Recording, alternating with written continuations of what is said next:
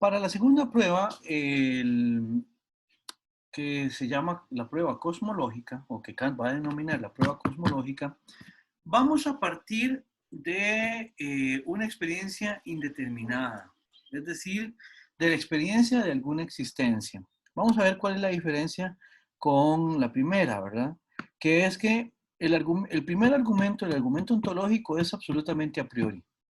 Es absolutamente a priori. El segundo se basa en una experiencia que sea indeterminada, lo que quiere decir es que vamos a hablar de la experiencia en general, ¿verdad? De la experiencia de alguna existencia. Veamos cómo lo sitúa Kant o cómo lo desarrolla Kant. Dice Kant, la prueba cosmológica procede de la siguiente manera. Dice que todo lo contingente tiene una causa. Si esta causa es a la vez contingente, necesita de una causa anterior, así hasta llegar a una causa absolutamente necesaria que permita completar la serie. Vamos a ver. Acá, Kant lo que está diciendo es, la gente o quienes se comprometen con la prueba cosmológica, esto es lo que afirman, que a partir de la relación entre causa y efecto, que es evidente que existe en las cosas que conocemos, nos podemos remontar hacia atrás, pero no podemos hacerlo indefinidamente. Ya eso lo veíamos desde Aristóteles. Aristóteles decía que las causas no podían ser infinitas. También lo vimos en Tomás de Aquino. Necesariamente tenemos que llegar a una primera causa, ¿verdad? Entonces, una vez que se sitúan en la relación entre causa y efecto, al retrotraerse en la línea de causas, entonces intentan, por medio de este argumento, llegar al establecimiento de una primera causa. Ahora, vamos a ver. Proceder desde el efecto a la causa es legítimo, es completamente legítimo.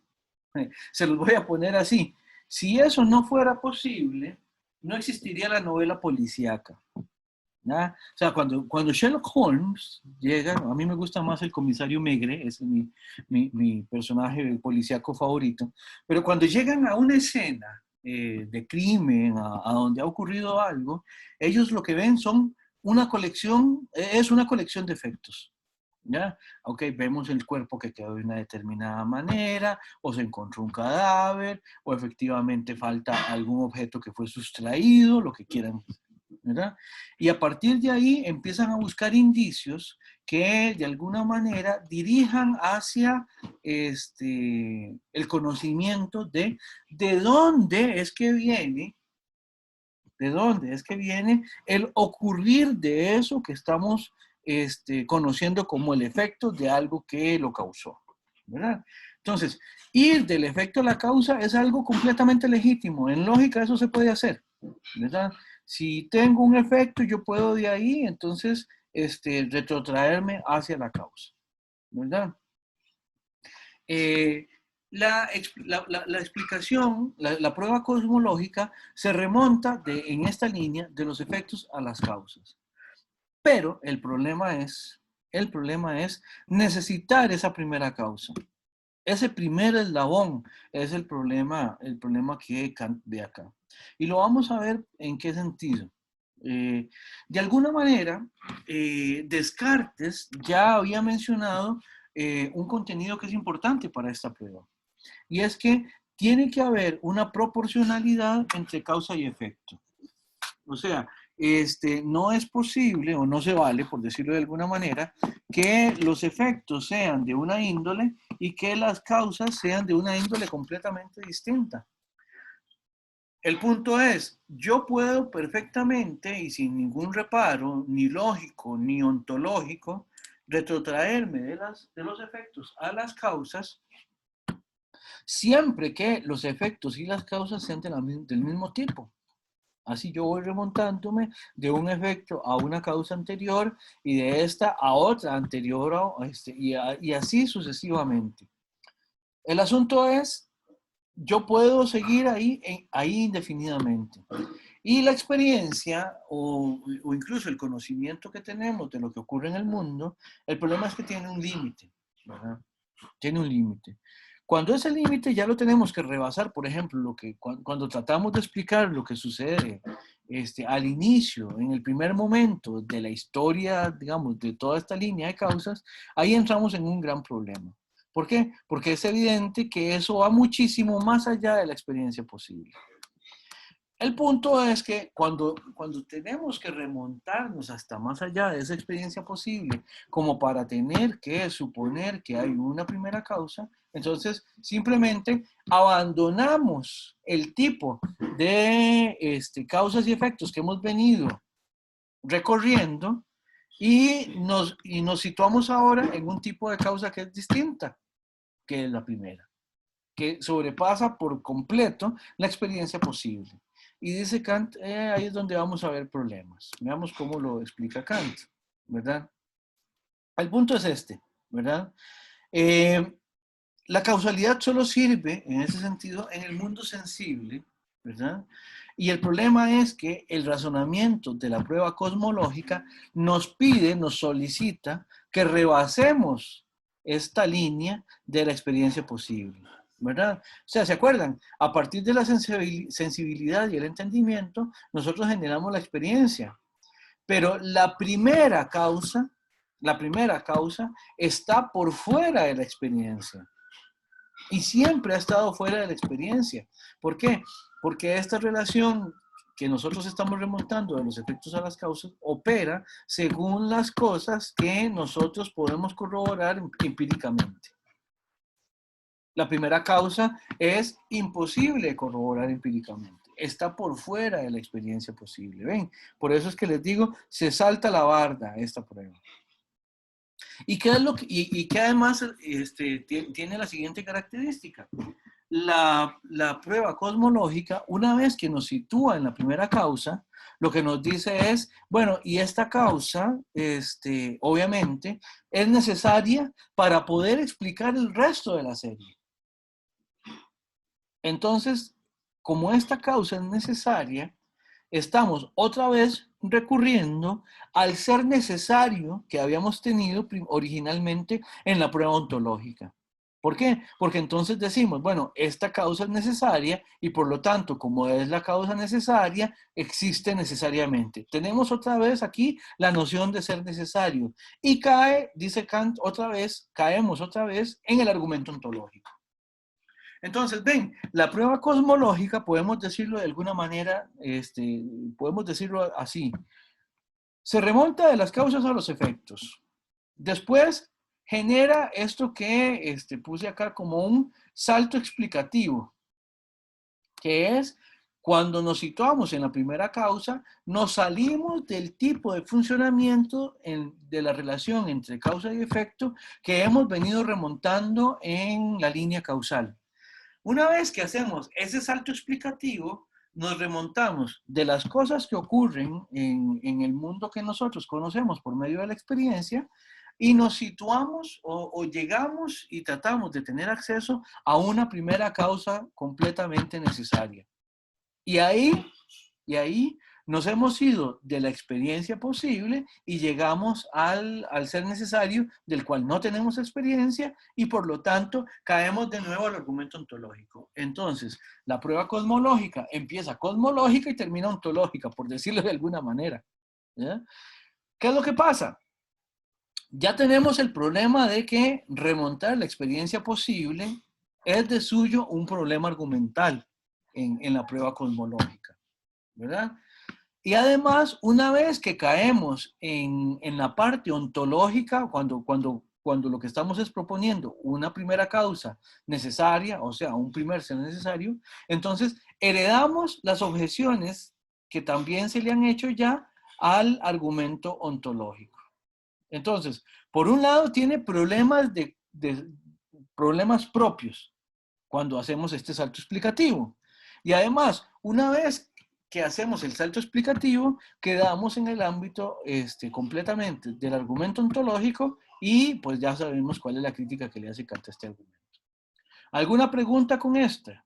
Con esta prueba, con este argumento.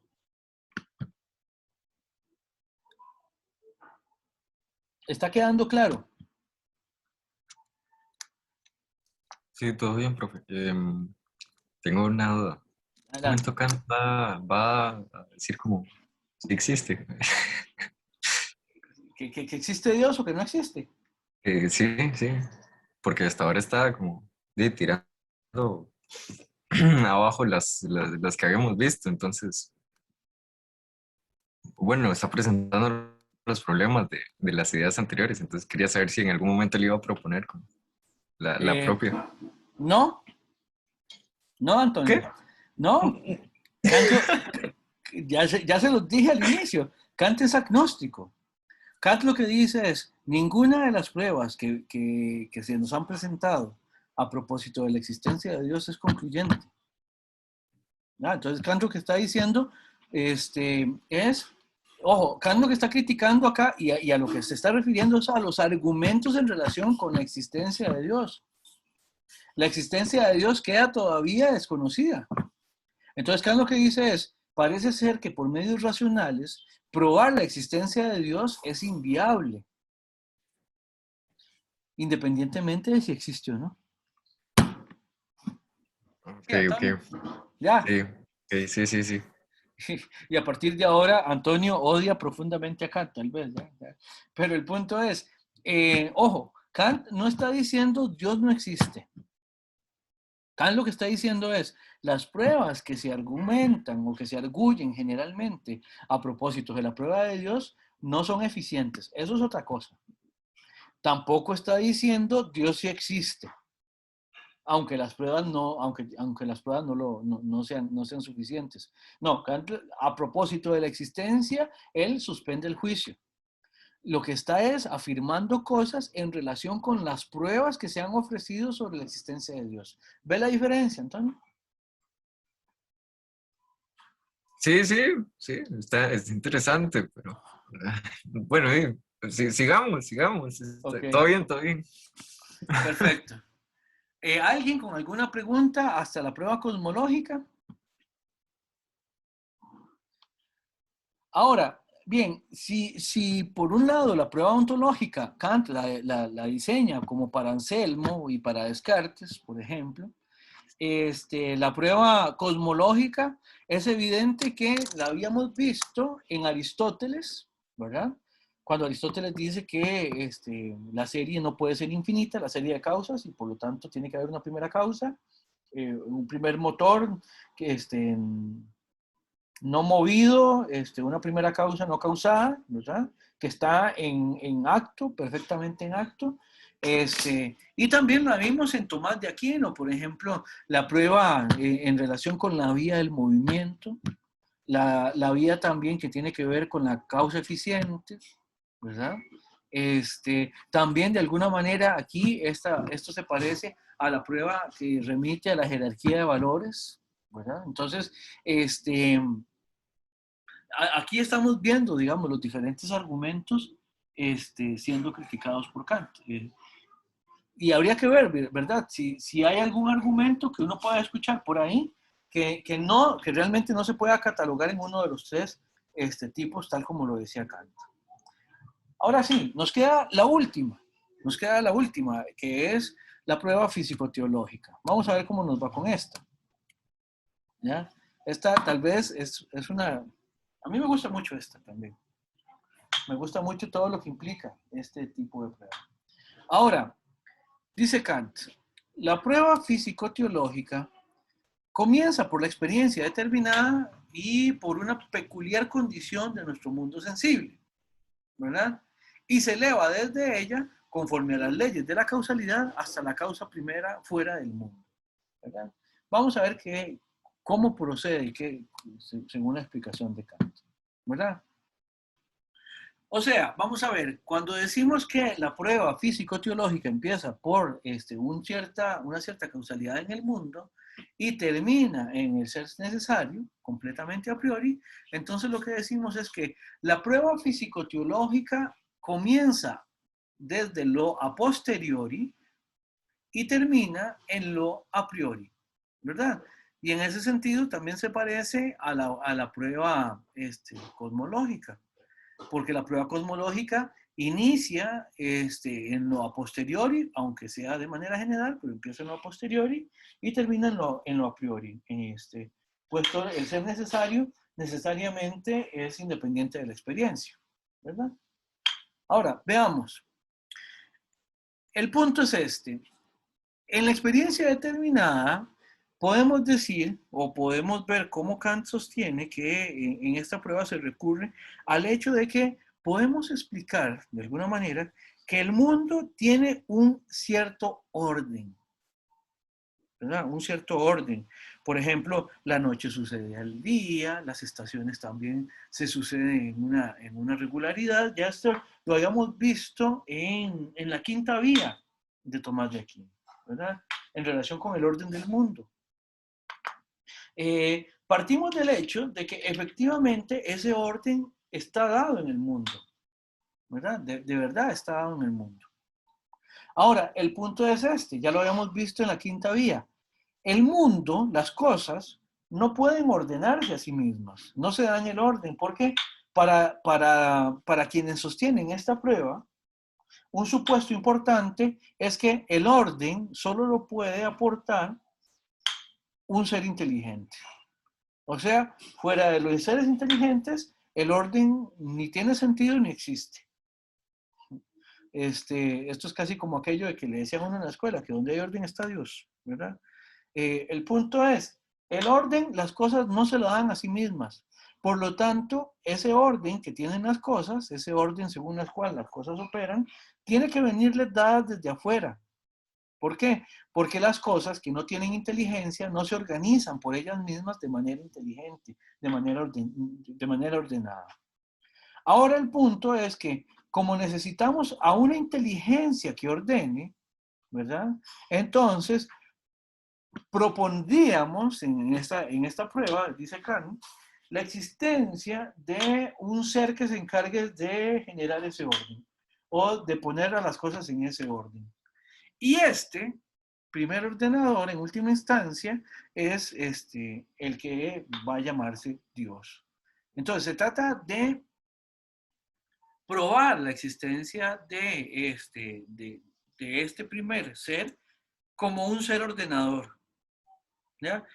Vean que aquí ya no es una cuestión de causalidad, obviamente también este primer ser ordenador es la causa del mundo, sino que lo que nos interesa ahorita es simplemente que ese es el dador de orden a este mundo que evidentemente en la experiencia nos aparece como un mundo ordenado, ¿verdad?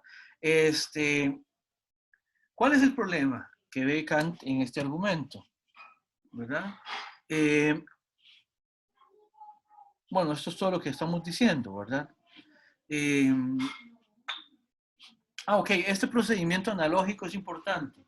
Quienes sostienen esta prueba nos dicen, vean, así como para que haya un orden en lo empírico, se necesita que haya alguien que proponga ese orden, que lo cause. Así, en el universo todo, necesitamos que haya un ordenador general, porque si las cosas cotidianas, si las cosas de la experiencia tienen un orden, ¿cuánto más va a requerir de un orden y de un ordenador, por supuesto, el universo todo? Y a partir de ahí, entonces, caen en la seguridad de que efectivamente existe un primer ordenador y que ese primer ordenador obviamente es Dios. El punto es, Kant va a decir que efectivamente nosotros podemos estar seguros de que las cosas que operan consistentemente en la experiencia posible se van a seguir manteniendo como la experiencia posible ha evidenciado. O sea, ¿qué quiere decir esto? Que el argumento parta del hecho de algo que se pueda constatar en la experiencia posible, eso no es un problema. El problema es, y podríamos decir, tiene que ver con dos cosas. Primero, para que el argumento fuera válido, tendría que mantenerse siempre dentro de la experiencia posible, no hacer el salto que habíamos visto en la prueba cosmológica. Eso por un lado. En segundo lugar, también tendríamos que ver si efectivamente el orden que aparece en el mundo es tal. si efectivamente realmente las cosas están ordenadas y operan según una regularidad, o si simplemente es porque nosotros lo interpretamos de esa manera que aparecen las cosas ordenadas en el mundo. ¿Ya? Por ejemplo, un ejemplo de esto es que a nosotros nos gustan mucho las explicaciones que son causales. ¿Ya?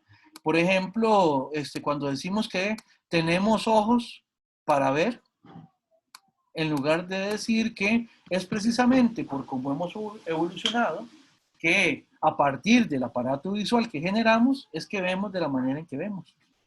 ¿Ya? Por ejemplo, esto en medicina se utiliza mucho la explicación causal. ¿Ya? ¿Para qué sirven los riñones? Bueno, los riñones sirven para filtrar de toxinas, para limpiar de toxinas el cuerpo y cosas así por el estilo. Y a partir de ahí, entonces, nuestra manera de entender los riñones es como que si fueran cosas que tienen una función, que efectivamente llevan a cabo una acción, eso es evidente, pero definir como que las cosas tienen una función, eso es lo que es problemático. ¿Ya? Eh, por ejemplo, no hay nada que necesariamente implique que nosotros hayamos tenido que haber generado un par de riñones. Bien podríamos haber generado otros mecanismos de limpieza corporal, por decirlo de alguna manera. A propósito de la respuesta que le daba a Giovanni anteriormente. O sea, efectivamente, eh, que eso haya ocurrido de esa manera y no de otra, es contingente, está relacionado obviamente con todo lo que hoy sabemos que ha ocurrido, pero no tenía de suyo, una relación que fuera intrínsecamente necesaria hasta donde entendemos. ¿Se entiende? De esa manera, el orden del mundo parece ser más una interpretación de los humanos que un dato efectivamente objetivo de las cosas. Ahora, el punto es, cuando proponemos en la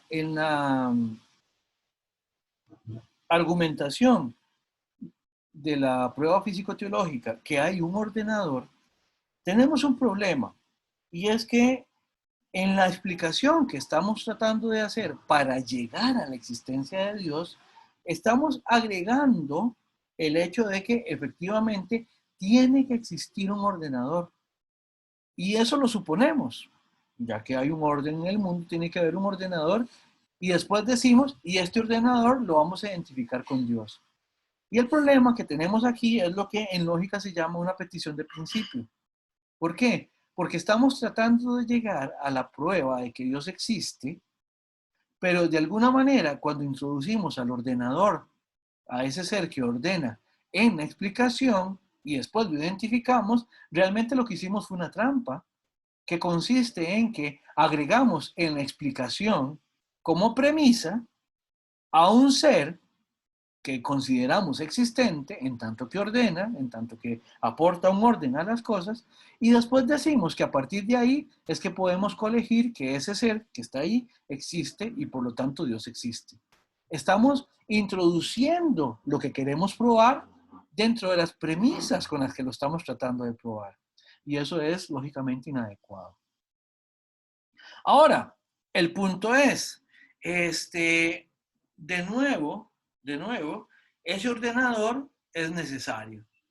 ¿Qué quiere decir esto? Que para que exista el orden del mundo, necesariamente tiene que darse un ser ordenador que lo introduzca.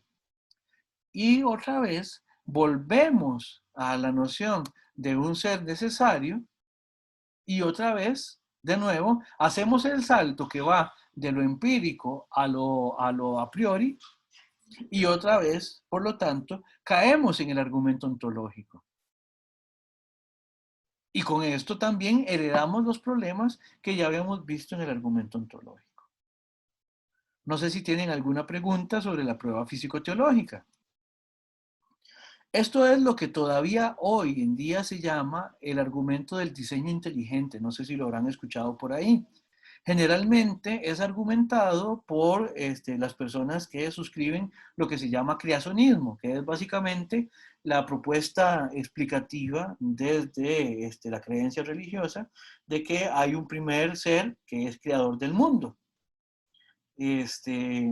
Generalmente lo encuentra uno mucho en los discursos proselitistas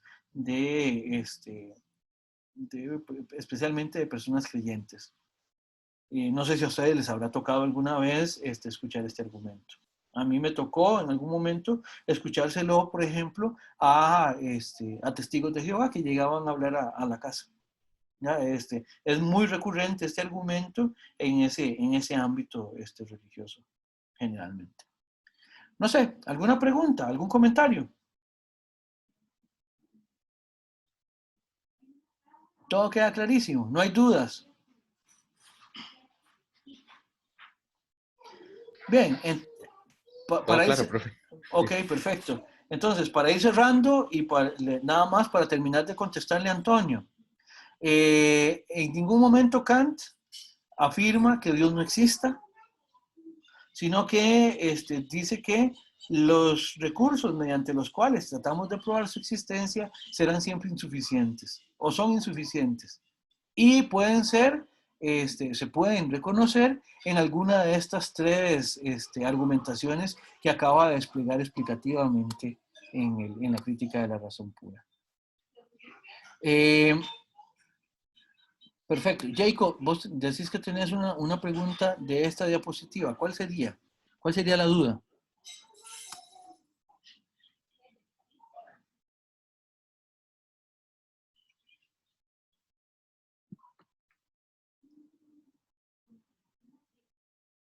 Ok, Jacob dice que no entiende la explicación del orden. El orden es simplemente que a partir de cómo ocurren las cosas, de cómo son las relaciones causales de las cosas, a partir de ahí se dice que el mundo tiene un orden.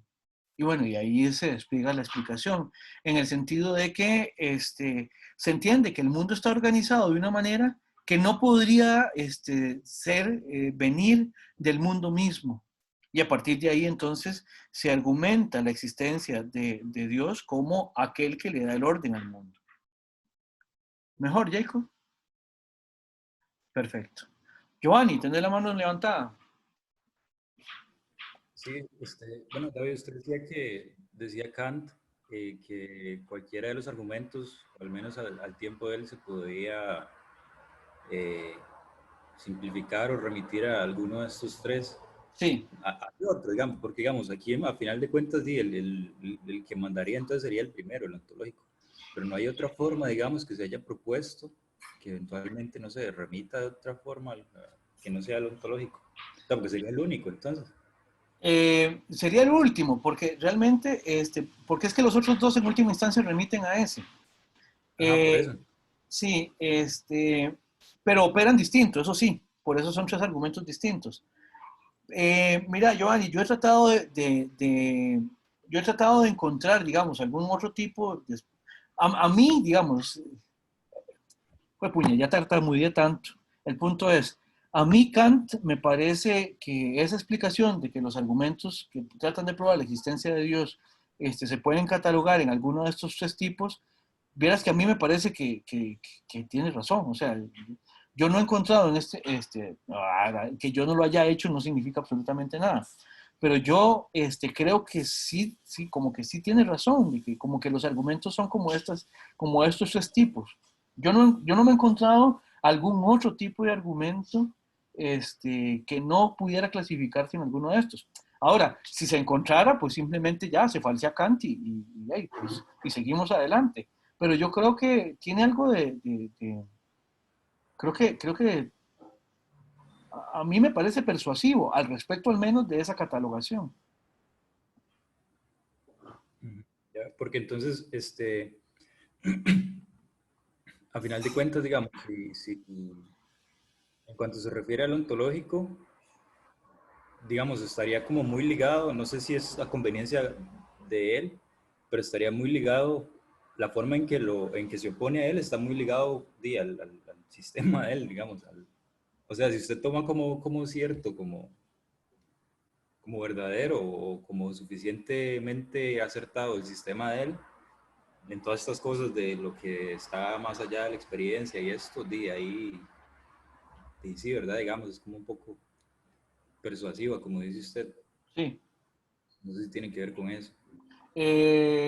Sí, porque vamos a ver, obviamente, efectivamente, esta crítica opera a partir de una explicación que la hace posible.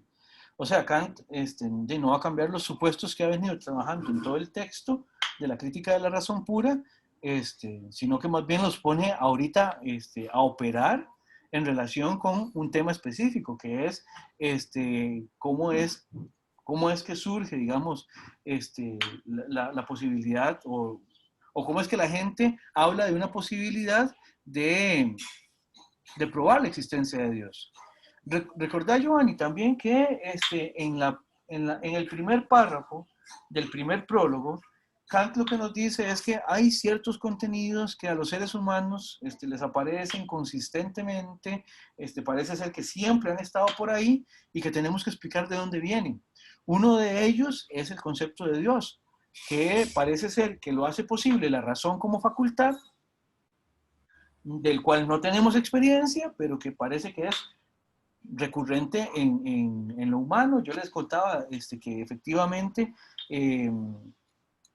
no hay cultura que no haya generado alguna noción de divinidad, de lo divino, en ese sentido, de cierta trascendencia. Y entonces Kant lo que está tratando es de decir, bueno, si yo quiero explicar por qué es que surge siempre este contenido, este contenido en el pensamiento, este contenido que además al cual recurrimos para explicar un montón de cosas, entonces Kant lo que dice es, bueno, vamos a ver cómo eso calza en el sistema. Y calza en el sistema, diciendo Kant, bueno, es un producto de una de nuestras facultades. Y las pruebas con las que tratamos de argumentar su existencia operan de esta manera. Y obviamente, Kant lo que va a utilizar para analizar las pruebas de la existencia de Dios es el andamiaje teórico que él tiene, de la razón dividida en tres facultades, de que dos de ellas hacen posible la experiencia y una la rebasa, y que precisamente esto es un contenido como el contenido de Dios, que no sea un contenido de la experiencia, lo que significa es que aparece en nosotros de una determinada manera. De todo eso trata de dar cuenta Kant. Y sí, obviamente él para responder a esto, pues obviamente lo que hace es que crea su propio sistema. Y por eso es que sí, en ese sentido, esa conveniencia de la que usted dice, de la que usted habla a propósito de la crítica del argumento ontológico, tiene que ver con que Kant está situando a partir de su propia propuesta. Y sí, él lo que hace es explicar, vean, lo que está operando aquí es más o menos este tipo de explicación. ¿Qué le parece, Joan? Sí, sí, sí, claro, sí. Claro. Y eso, realmente eso es así en todo autor, en toda autora.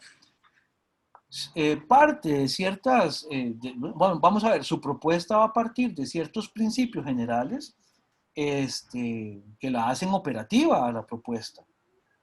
Ahora, uno puede criticar las propuestas de los autores. Por ejemplo, uno puede cuestionar el hecho de que efectivamente la razón opere pues, en una división tripartita en tres facultades, digamos. Sí, eventualmente uno puede criticar eso. Habría que ver si a partir del desmantelamiento de la propuesta epistemológica de Kant también se pueda desmantelar o si de suyo el desmantelar eso se trae abajo también la crítica a las pruebas de la existencia de Dios. Incluso puede que se sostenga lo segundo, o sea, que se sostenga la crítica a las pruebas de la existencia de Dios, sin que en última instancia se sostenga el sistema epistemológico kantiano. Eso es curioso, pero es posible. Es posible. Sí, en particular, a mí me parece muy curioso, digamos, que, ¿cómo decir? Digamos que Kant lo pone uno como a escoger entre la idea de que uno puede afirmar, siento yo, ¿verdad? Es mi percepción en este momento, como entre la idea de que uno, sí, el que uno pueda afirmar algo, ¿Ah? gracias sobre aquello que está más allá de la experiencia.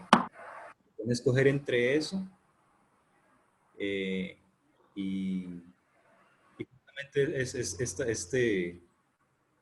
esta base, digamos, que es como la que se usa muchas veces para, en efecto, hacer eso. De como si tiene uno o tiene lo otro. No sé si Sí, me voy a entender.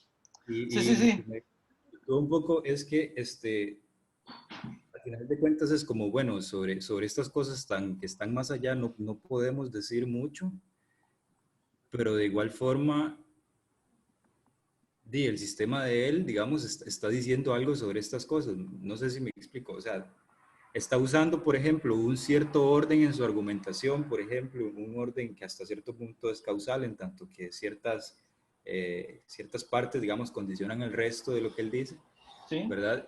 Y a final de cuentas es como, pero no sabemos si esto es así intrínsecamente en la naturaleza. Y es como, no sé. Entonces, Ahí te podría responder lo siguiente. El mismo Kant nos aclara eso. Kant de eso es consciente. En ese sentido, no es que... Vamos a ver, no sé si tu aprehensión es a propósito de que Kant lo hace a uno o lo obliga a uno a aceptar eso, pero él lo explica así. Él en algún momento dice que la crítica de la razón pura, el texto en el que él está tratando de resolver la pregunta de qué puedo conocer, también tiene un uso negativo. Y ese uso negativo nos permite prevenir un error que es muy común, que es afirmar con certeza o con esa sensación de certeza cosas sobre las cuales realmente no podemos comprometernos epistemológicamente. Eso Kant sí lo dice con todas las palabras en el texto. Y entonces él dice, lo que queremos aquí es ver hasta dónde da nuestra experiencia posible para hablar de las cosas que van más allá de la experiencia posible, pero con esa precaución, sabiendo que en estando más allá de la experiencia posible, tenemos que repensar la manera en que los planteamos. Por eso, a mí la definición que da Kant de Dios me parece adecuada. Dios como esa absoluta totalidad de la causalidad o de la necesidad. Obviamente es un Dios completamente filosófico. Ahora, las pruebas de la existencia de Dios no siempre se comprometen solamente con el Dios filosófico, como por ejemplo en la parte cosmológica el compromiso con una primera causa, sino que también se comprometen con un Dios que va más allá de eso, ¿verdad? Y eso también es lo que está criticando Kant. Pero Kant sí lo dice, o sea, aquí el punto es, en relación con Dios, lo que tendríamos que hacer es precavernos de no afirmar cosas de las cuales no podemos tener un conocimiento absolutamente cierto, o sea, certero, de lo cual no podríamos tener claridad, digamos, como decíamos anteriormente. Y a eso, y sobre eso Kant sí está claro. No sé si con esto te respondo a tu inquietud. sí, en parte. Entiendo que lo que Kant ofrece es como un límite inferior, digamos, así, bueno, así lo veo yo, ¿verdad? Es como Es una manera de verlo, sí. como a partir de aquí tenga cuidado, ¿verdad? Sí, Pero incluso dentro de ese límite, digamos, él está como diciendo cómo opera la razón donde no sabemos bien cómo opera. No sé si me explico. O sea, cómo opera nuestra capacidad de afirmar cosas donde no sabemos bien cómo opera. No sé si eso. sí, sí. Sí, sí, en ese sentido, sí, toda teoría es una oferta, es una gran hipótesis de trabajo. Y por eso es que uno, no sé, uno a los autores también llega un momento en el que no, hay cosas que puedes suscribir y hay cosas que no. Por eso, por ejemplo, lo que yo les decía en algún momento, Hobbes le objeta a Aristóteles mucho toda la explicación substancialista en relación con lo ontológico. Porque Hobbes le dice a Aristóteles, usted se está tratando de comprometer explicativamente con algo de lo cual no puede ofrecer pruebas. Y Hobbes se enoja bastante con Aristóteles en ese sentido. Y claro, y uno de los autores también nos puede objetar perfectamente, claro. Sí, Sí, sí, sí, gracias, David. con mucho gusto, Giovanni, gracias a vos. ¿Alguien más? Bien, si no hay más dudas o comentarios, pues ven qué curioso. Aquí ya estamos llegando al punto final de la materia del curso, o sea, al punto final del curso como tal. La próxima sesión sería como es una especie de repaso, aclaración de dudas, una especie de reflexión final, pero propiamente hablando, la materia del curso termina hoy. O sea, en la evaluación que haremos de hoy en 8, entra hasta lo visto en esta clase.